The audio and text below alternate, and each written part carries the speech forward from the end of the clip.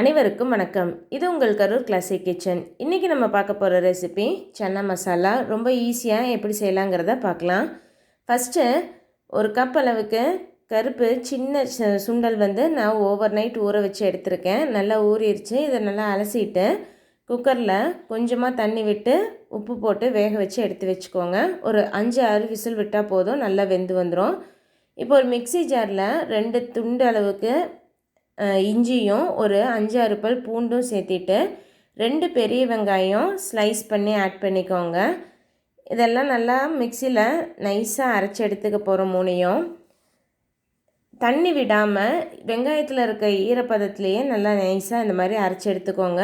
அதுக்கப்புறமா பொடியாக நறுக்கின தக்காளி 2 மீடியம் சைஸ் தக்காளி எடுத்துக்கோங்க. அதையும் இந்த மாதிரி நல்லா நைஸாக அரைச்சி எடுத்துக்கலாம். இப்போ தாளித்து விட்டுறலாம். ஒரு பேனில் 2 டேபிள் ஸ்பூன் அளவுக்கு எண்ணெய் விட்டு கொஞ்சமாக சீரகம், ஒரு 2 துண்டு அளவுக்கு பட்டை, 3 கிராம்பு சேர்த்து தாளித்து விட்டுக்கோங்க. சீரகமும் பட்டை கிராம்பெல்லாம் நல்லா பொரிஞ்சு வரட்டும். இது நல்லா பொரிஞ்சு வர்ற அளவுக்கு சிம்மில் வச்சு பொரிய விட்டுட்டு அதுக்கப்புறமா நம்ம அரைச்சி எடுத்து வச்சுருக்க வெங்காய பேஸ்ட் ஃபஸ்ட்டு ஆட் பண்ணிக்கலாம். வெங்காயம், இஞ்சி, பூண்டு 3மே பச்சையாக தான் நம்ம அரைச்சிருக்கோம். அதனால அதோட பச்சை வாடை போகிற வரைக்கும் இந்த எண்ணெயில் நல்லா வதங்கி வரணும். அந்தளவுக்கு நல்லா வதக்கி விட்டுக்கோங்க.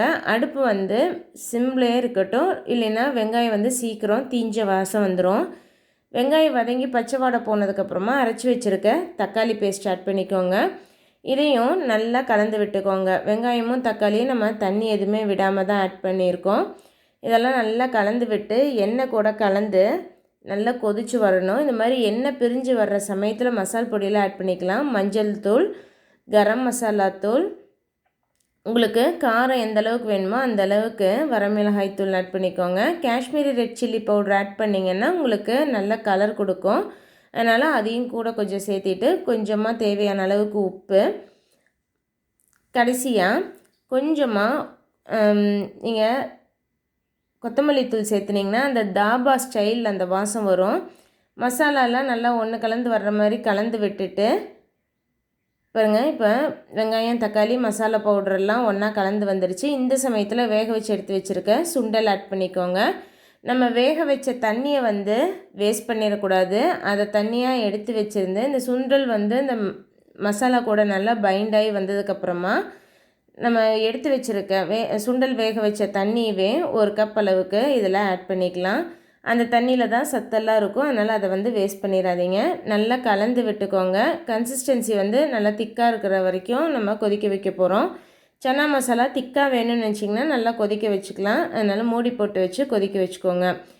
இப்போ நல்லா கொதித்து எண்ணெயெல்லாம் பிரிஞ்சு வந்துருச்சு. நீங்கள் இந்த ஸ்டேஜில் எடுத்துட்டிங்கன்னா புட்டுக்கெல்லாம் கடலைக்கறி வைப்போம்ல, அது இந்த ஸ்டேஜில் கொஞ்சம் தண்ணியாட்டிருக்கணும்.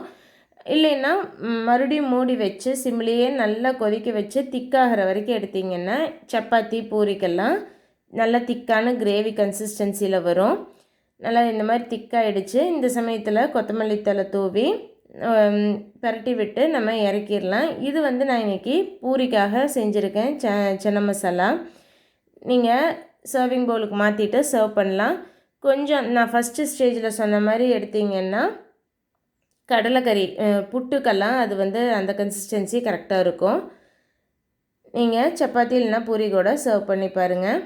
இதோட நியூட்ரிட்டிவ் வேல்யூ பார்க்கலாம். நான் இன்றைக்கி செஞ்ச போர்ஷன் 4 பெரியவங்க தாராளமாக சாப்பிட்ற அளவுக்கு நமக்கு கிரேவி கிடச்சிது.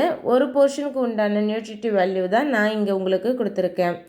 இந்த ஈஸியான குவிக்கான சன்னா மசாலா ரெசிப்பியை நீங்களும் உங்கள் வீட்டில் ட்ரை பண்ணி பார்த்துட்டு எப்படி வந்திருக்குங்கிறத மறக்காமல் எனக்கு கமெண்ட் பண்ணுங்கள். இது வரைக்கும் எங்கள் சேனலை சப்ஸ்கிரைப் பண்ணாமல் பார்த்துக்கிட்டு இருந்தீங்கன்னா சப்ஸ்கிரைப் பண்ணிவிட்டு கூடவே பக்கத்தில் இருக்க பெல் ஐக்கான் கிளிக் பண்ணி வச்சுக்கோங்க. அப்போ தான் நான் போடுற புது வீடியோஸோட நோட்டிஃபிகேஷன்ஸ் உங்களுக்கு உடனே கிடைக்கும்.